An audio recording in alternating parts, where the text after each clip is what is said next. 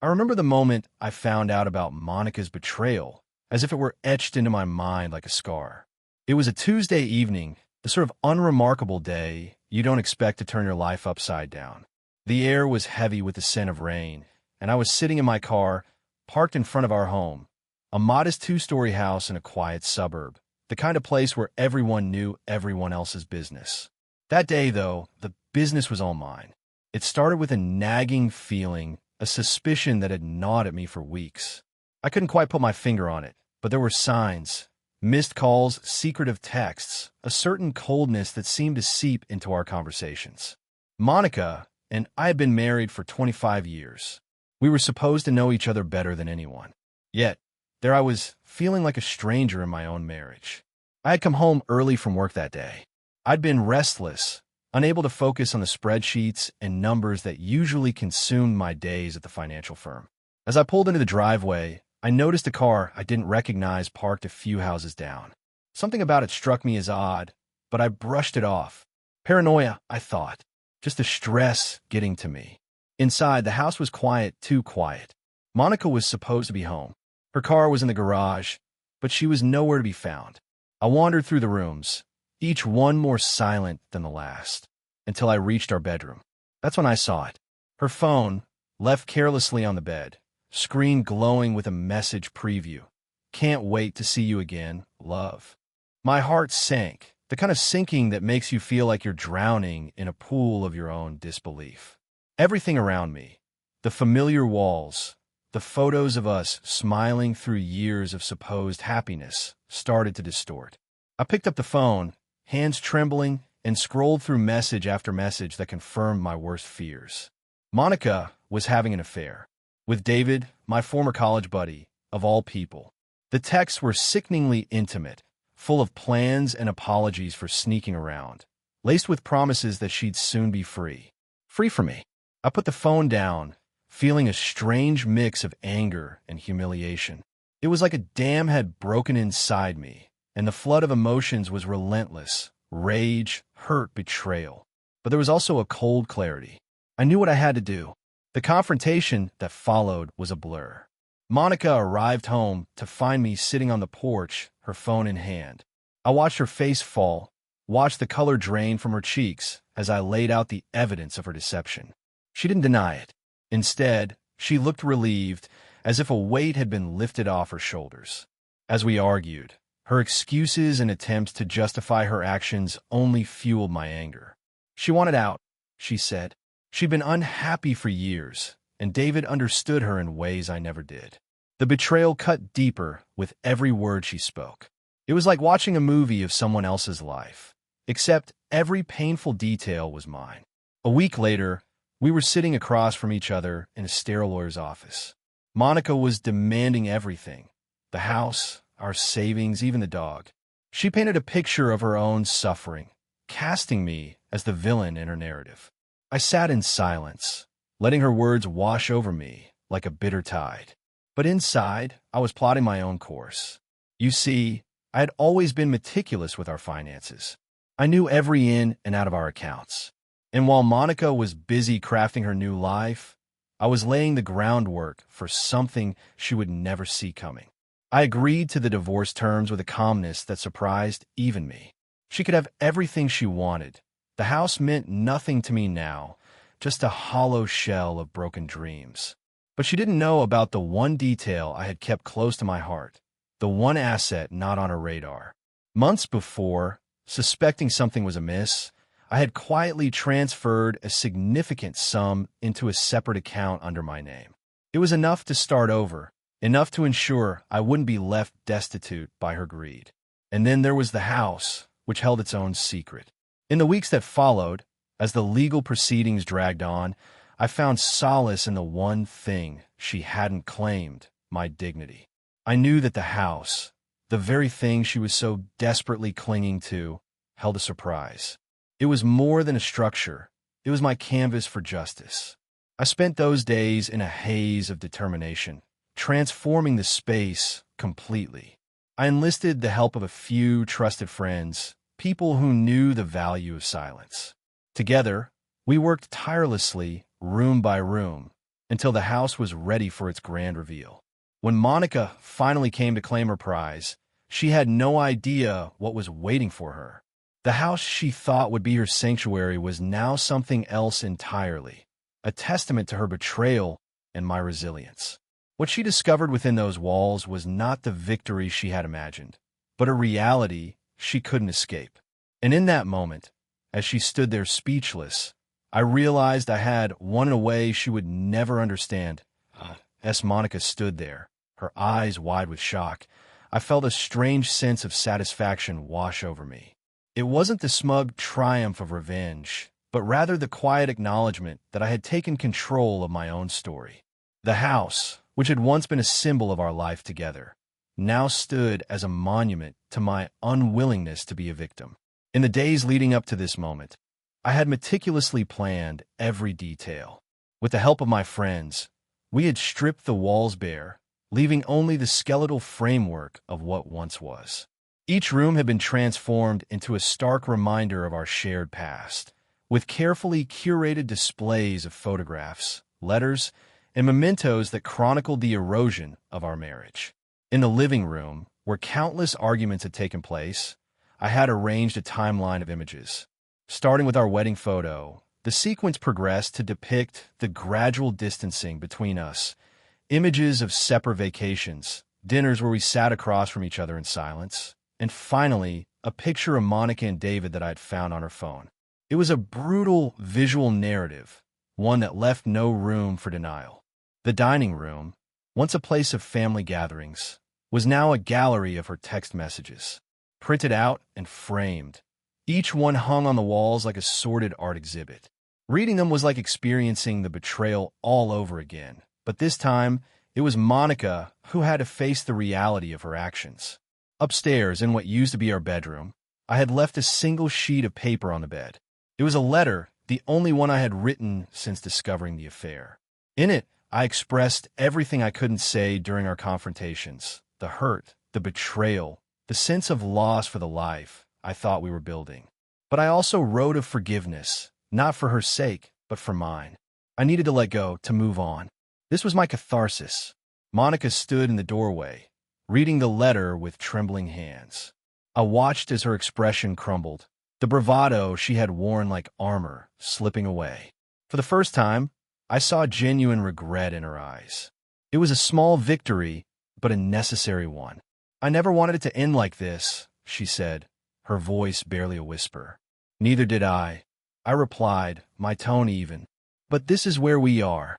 For a moment, we stood in silence, two people who had once shared everything, now reduced to strangers. There's so much I want to say, to ask her why, to make her understand the depth of the pain she had caused. But I knew that no explanation would suffice, that some questions are destined to remain unanswered. As she turned to leave, I felt a weight lift from my shoulders. This chapter of my life was over. There would be no more sleepless nights, no more futile attempts to piece together what had gone wrong. In that empty house, I had found my closure. Monica left without another word, leaving behind the remnants of our life together. I watched her go, feeling both the sting of loss and the relief of liberation. She had taken so much from me, but I had reclaimed my dignity, my sense of self, and for that, I was grateful. In the weeks that followed, I began the process of rebuilding. I sold the house, not wanting to be haunted by its memories any longer. The proceeds, along with the funds I had quietly secured, provided a fresh start. I moved to a new city, somewhere far enough to escape the whispers of our old neighborhood, but close enough to remain connected to the few friendships that had weathered the storm. I threw myself into my work, finding solace in the routine of numbers and spreadsheets. It was a welcome distraction, a reminder that some things in life remained predictable, reliable. But more than that, I began to discover new passions, things I had never allowed myself to explore while trapped in the confines of a failing marriage. I took up painting, something I had always admired but never attempted. It became my therapy, my way of expressing emotions I couldn't put into words. Each stroke of the brush was a step towards healing, towards reclaiming the parts of myself I had lost. In time, I met new people, form new connections that were untainted by the shadows of my past.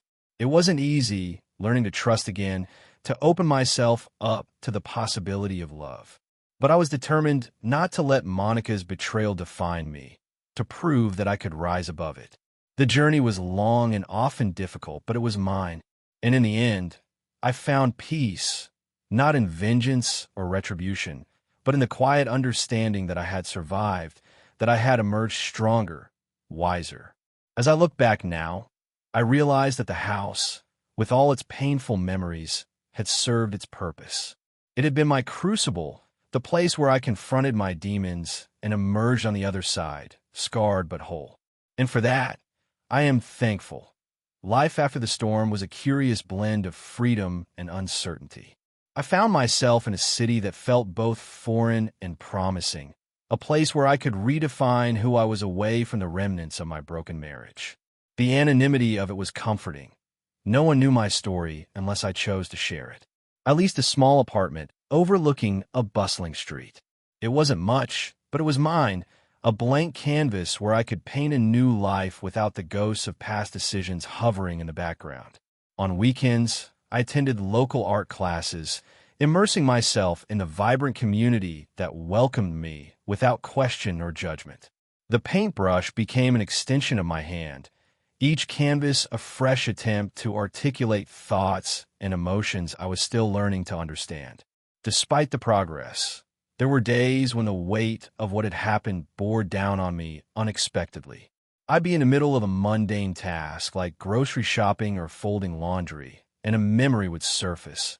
Monica's laughter, her touch, the way she used to scrunch her nose when she was thinking. In those moments, I felt the familiar sting of betrayal, a reminder of the life I had left behind. But I refused to let these moments define me. I had spent too long trapped in a cycle of anger and regret, and I was determined to break free. I knew healing wasn't linear, that it was a process fraught with setbacks and breakthroughs. So, when the darker days came, I allowed myself to feel the pain, to acknowledge it, and then let it pass like a storm cloud drifting away. My career also became a cornerstone of my new identity. I threw myself into my work with a tenacity that surprised even me.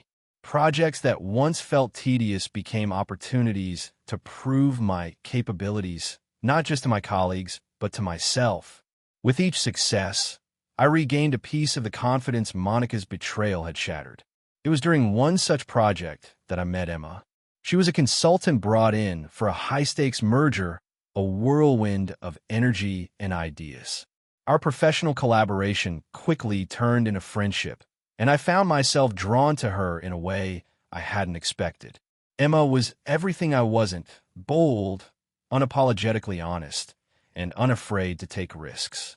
Her zest for life was infectious, and soon I was laughing more often, finding joy in the simplicity of shared meals and long conversations. One evening, after a long day at work, Emma and I found ourselves at a local bar. The hum of music and conversation filled the space as we settled into a corner booth, nursing drinks and talking about everything from career aspirations to personal anecdotes. It was easy with her, like slipping into a favorite old sweater, comforting and familiar. At one point, she asked about my past, her eyes searching. "You've mentioned your move here was a fresh start. What led to that, if you don't mind me asking?" There was no judgment in her tone, just a genuine curiosity. I hesitated, the old fear of vulnerability rearing its head. But something about Emma's presence, her openness, encouraged honesty. I went through a pretty rough patch. I began tracing the rim of my glass with my finger. I was married, and it ended badly. Infidelity, financial betrayal, the works. Emma listened intently, her expression softening with understanding. "That sounds incredibly tough," she said quietly. "It was, I admitted, but it forced me to take a hard look at my life, at who I wanted to be.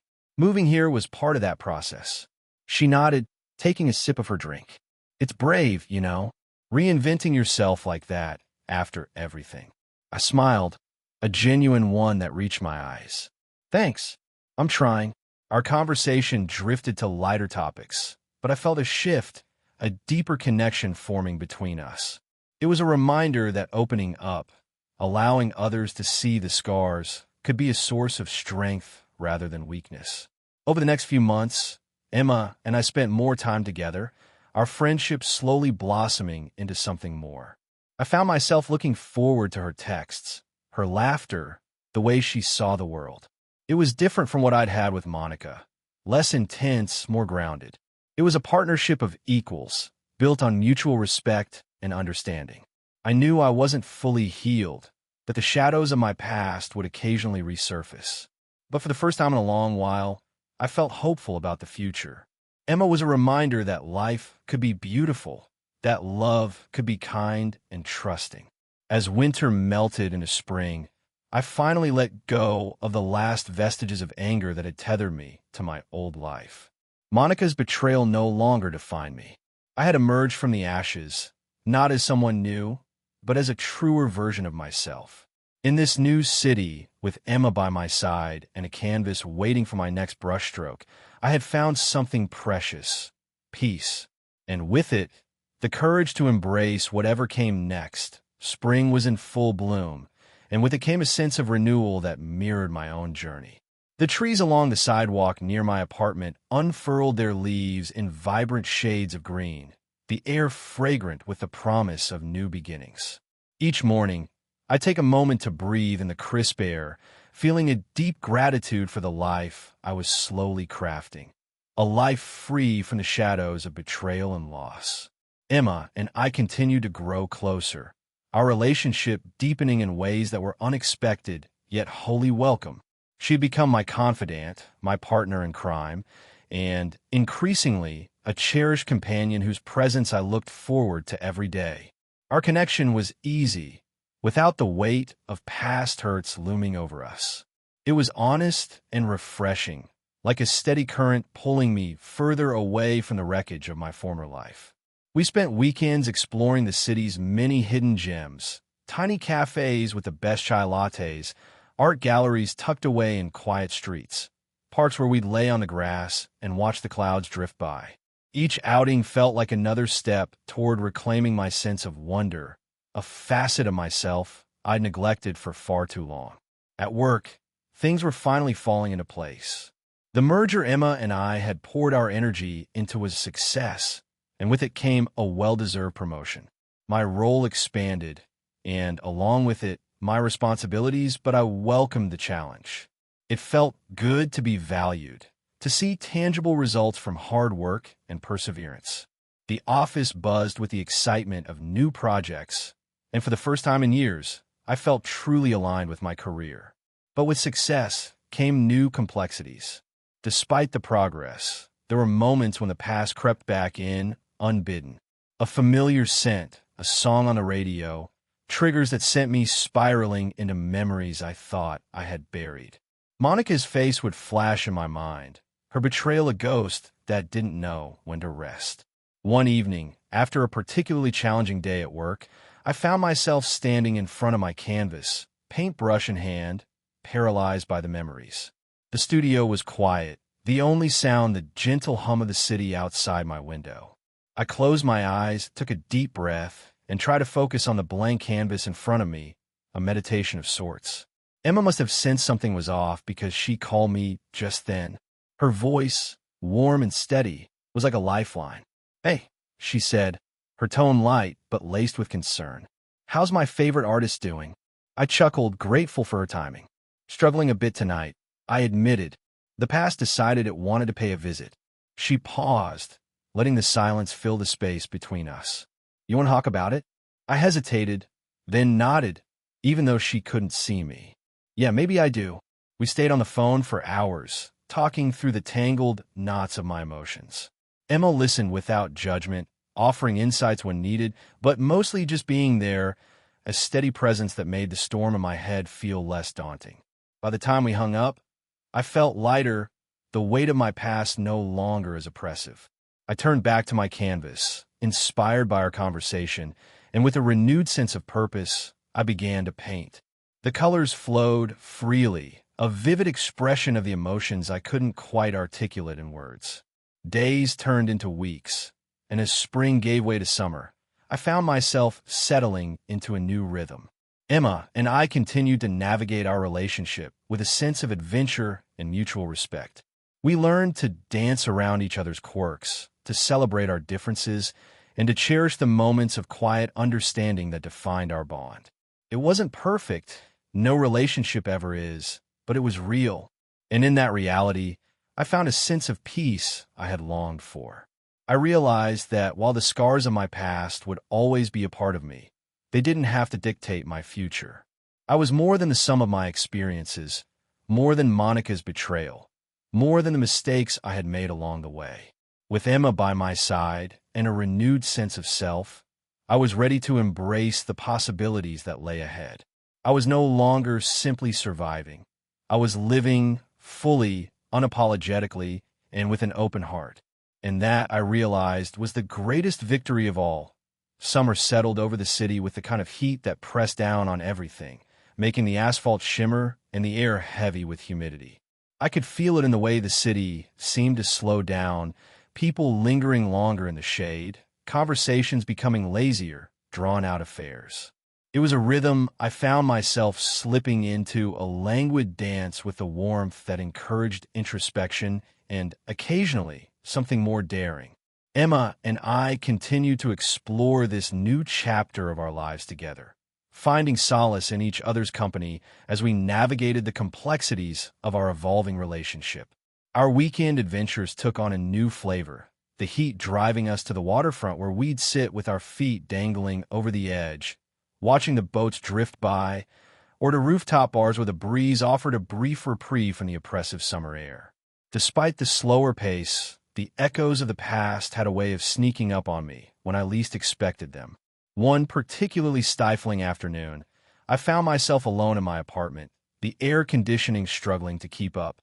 I was organizing a box of old photos and mementos I'd finally mustered the courage to sort through, relics of a life I had to distance myself from.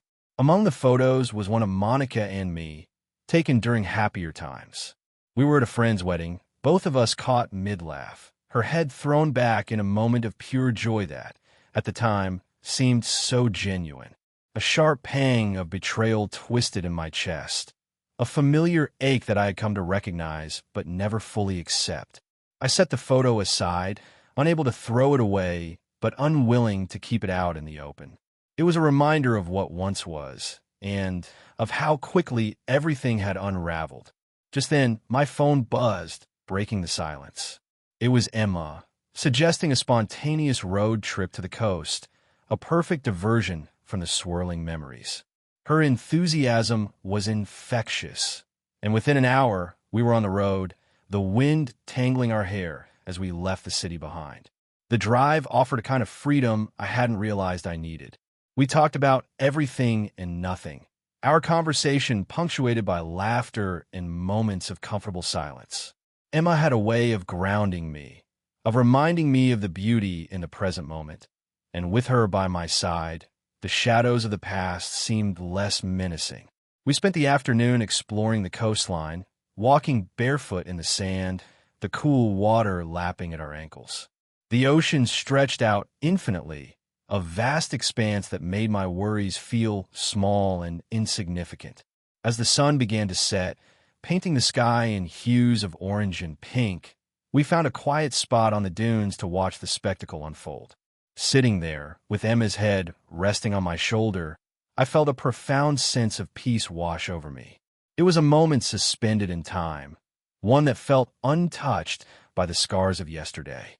I realized that I hadn't just been escaping my past. I had been actively building something new, something meaningful. Emma turned to me, her eyes reflecting the fading light.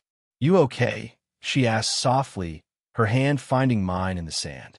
I nodded, squeezing her hand gently. "Yeah, I think I am," I replied, a smile tugging at my lips. Later, as we made our way back home, a sense of contentment settled over me, the kind that came from knowing I was exactly where I needed to be with the person I wanted by my side. It was a realization that shifted something fundamental within me, a quiet acceptance that the past, no matter how painful, had shaped me, but didn't define me. In the following days, I found myself returning to the canvas more frequently, the act of painting becoming a crucial part of my healing process. Each brushstroke was a release, a way to articulate the emotions that words often failed to capture. Emma would join me sometimes, her presence a comforting reminder that I wasn't alone. Our relationship continued to deepen, built on a foundation of honesty and mutual respect. We had our disagreements, of course, moments where our differences clashed, but those times only served to strengthen our bond. We learned to navigate through them, finding common ground and compromise in ways I had never managed before. As summer slowly gave way to the crisp promise of fall, I felt a renewed sense of purpose guiding me. The weight of Monica's betrayal no longer bore down on me with the same intensity. Instead, it had become a part of my narrative, a chapter that led me to where I was now, standing on the precipice of something new and exciting.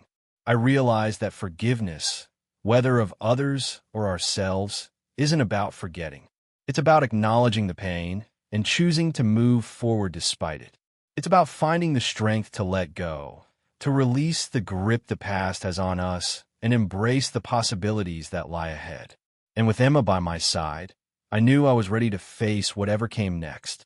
After all, life was too short to be spent dwelling on what had been. It was meant to be lived fully, passionately, and with an open heart. And for the first time in a long time, I was doing just that. The transition from summer to fall was always my favorite time of year.